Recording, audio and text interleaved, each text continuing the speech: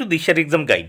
প্রিয় উচ্চ মাধ্যমিক পরীক্ষার্থী বন্ধুরা, তোমাদের জন্য এই ভিডিওটিতে আমি আলোচনা করতে চলেছি উচ্চ মাধ্যমিক সাজেশান 2025।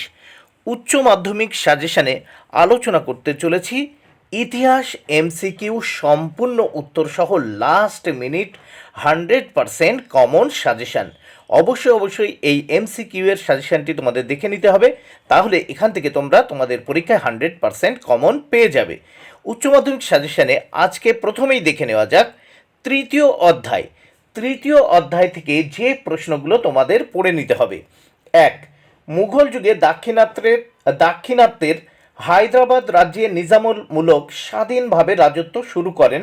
উত্তর 1724 খ্রিস্টাব্দে। 2 নম্বর প্রশ্ন, পলাশির যুদ্ধ সংঘটিত হয়। উত্তর 1757 খ্রিস্টাব্দে 23 জুন। বন্ধুরা, প্রত্যেকটি প্রশ্ন কিন্তু এক কথাই এমসিকিউ করে দিয়েছি, তাই অবশ্যই তোমাদের পড়ে নিতে হবে।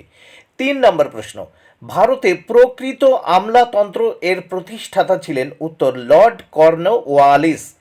4 নম্বর প্রশ্ন, ভারতে পাঠশালা বন্দোবস্ত প্রবর্তন করেন। উত্তর লর্ড ওয়ারেন হেস্টিংস। 5 নম্বর প্রশ্ন, ইস্ট ইন্ডিয়া কোম্পানি ভারতে এজেন্সি প্রথা প্রবর্তন করে। উত্তর 1753 খ্রিস্টাব্দে। 6 নম্বর প্রশ্ন, ভারতের প্রথম কয়লা খনিটি কোথায় অবস্থিত। উত্তর রানীগঞ্জে। 7 নম্বর প্রশ্ন, ভারতের প্রথম পাট শিল্প কোথায় গড়ে ওঠে। উত্তর রিষড়াতে। 8 নম্বর প্রশ্ন, poverty and An British rule in India গ্রন্থের লেখককে। উত্তর দাদাভাই নওরোজি।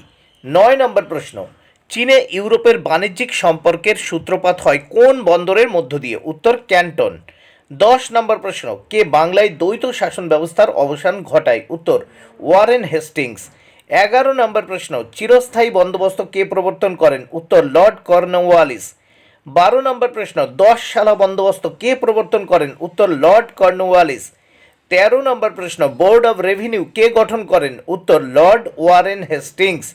14 নম্বর প্রশ্ন, ফারুকশিয়ারের ফরমান 1717 খ্রিস্টাব্দে জারি হয়। পিটের ভারত শাসন আইন 1784 খ্রিস্টাব্দে হয়েছিল। রেগুলেটিং অ্যাক্ট 1773 খ্রিস্টাব্দে এবং কোম্পানির দেওয়ানি লাভ 1765 খ্রিস্টাব্দে।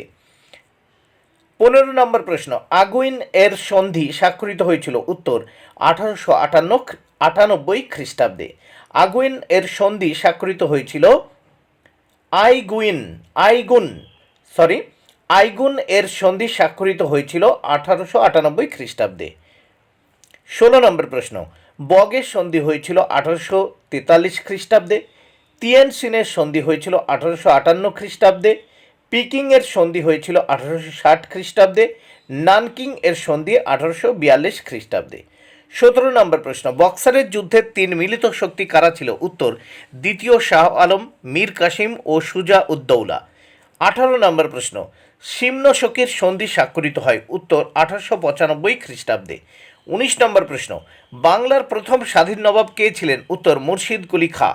20 নম্বর প্রশ্ন, এশিয়ার কোন দেশ বিদেশি বণিকদের বিরুদ্ধে প্রথম পদক্ষেপ গ্রহণ করে। উত্তর চীন। 21 নম্বর প্রশ্ন, কত খ্রিস্টাব্দে বন্দিবাসের যুদ্ধ হয়েছিল। উত্তর 1760 খ্রিস্টাব্দে। 22 নম্বর প্রশ্ন, কত খ্রিস্টাব্দে পিটের ভারত শাসন আইন পাশ হয়েছিল। উত্তর 1784 খ্রিস্টাব্দে।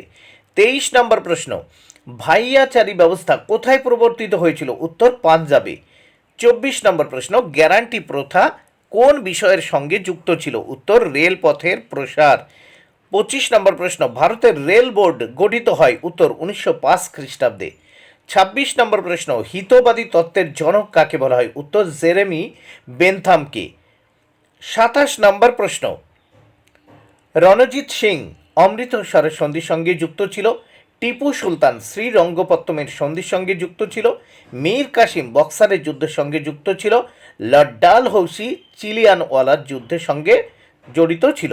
বন্ধুরা, তাহলে তৃতীয় অধ্যায় থেকে অত্যন্ত গুরুত্বপূর্ণ এমসিকিউ প্রশ্ন তোমরা দেখে নিলে। ভিডিওটি ভালো লাগলে অবশ্যই লাইক, কমেন্ট ও শেয়ার করো। Thank you very much. Keep watching my channel and my video.